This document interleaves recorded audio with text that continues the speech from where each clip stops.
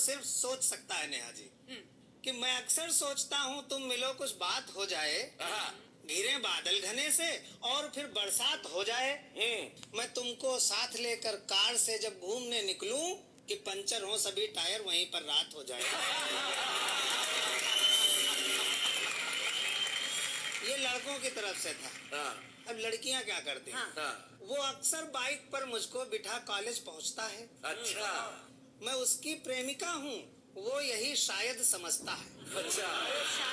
बड़ा बेवकूफ है, नादान है, बुद्धू है, पोंगा है। मैं तो इसलिए जाती हूँ मेरा खर्च बचता है। पोंगा का जवाब नहीं है, क्या बात है। ठीक, बिल्कुल। चार लाइनें और। मेरी जिंदगी में आई बहार बन के पुन्नो। मेरी जिंदगी में आई बहार बन के पुन्नो, खुशियों की खबर वाला अखबार बन के पुन्नो। 6 दिन मिली थी हमको ऑफिस की तरह डेली, थी 7वें दिन गायब इतवार बन के पुन्नो। 4 पंक्तियां कि तुम्हें मालूम है मेरे इश्क की गाड़ी कहाँ निकली? अच्छा। वो उल्टी पड़ गई थी जो मुंह से थी दुआ निकली। वो आइटम गर्ल की जुल्फे जो आती थी ख्यालों में, वो लड़की थी नहीं भैया, वो लड़की की बुआ निकली।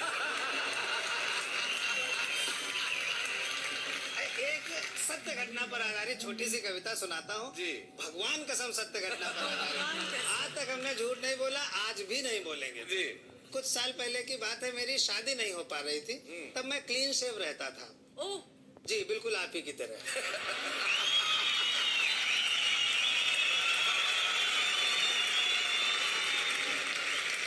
क्लीन शेव उसको कहते हैं जिसके दाढ़ी नहीं होती है, इसको आप अदरवाइज मत लीजिए, ईश्वर करे आपके दाढ़ी निकले।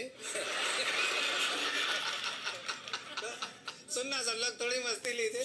4-5 साल पुरानी सत्य घटना में क्लीन शेव रहता था, ब्यूटीफुल टाइप का, हैंडसम था, लेकिन मेरी शादी नहीं तय हो पा रही थी।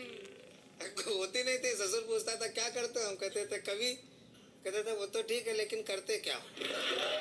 तो शैलेश भाई ने उनको सलाह दी कि चाचा जी ऐसा करो कि सर्वेश का एक विज्ञापन निकलवा दो, हो सकता कोई पार्टी फंस जाए।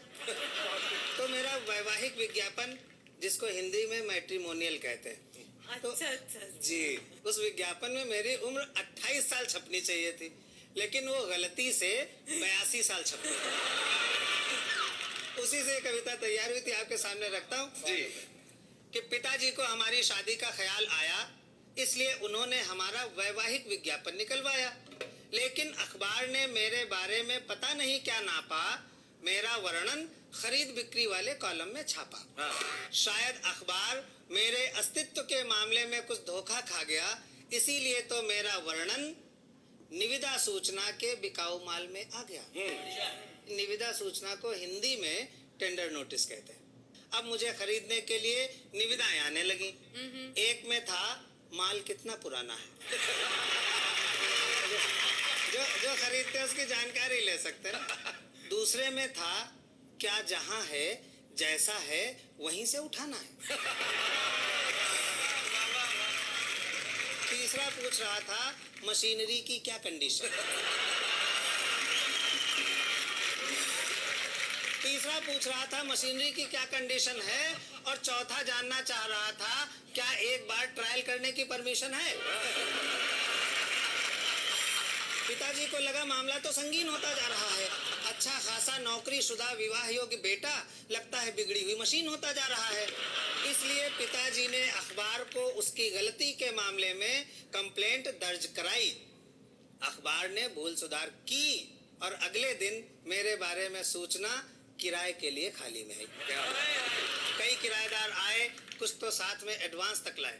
एक किराएदार से पिताजी ने पूछा महोदय कौन है आप? वो बोला पढ़ी लिखी जवान बेटी का गरीब बाप। आपने सूचना निकाली है कि आपका नौकरीशुदा विवाह योग्य बेटा किराए के लिए खाली है। हालांकि मैं आपको मुंह मांगी रकम कभी नहीं दे पाऊंगा, लेकिन वादा करता हूं कि अपना घर द्वार बेचकर कम से कम 1-2 साल के लिए किराए पर अवश्य ले पाऊंगा। तो दोस्तों मैं आपको बताना चाह रहा हूं कि आजकल मैं मस्ती से जी रहा हूं, एक दहेज लोभी बाप का बेटा हूं और हर साल किराए पर बिक रहा हूं। क्या बात है, वाह वाह। बिल्कुल।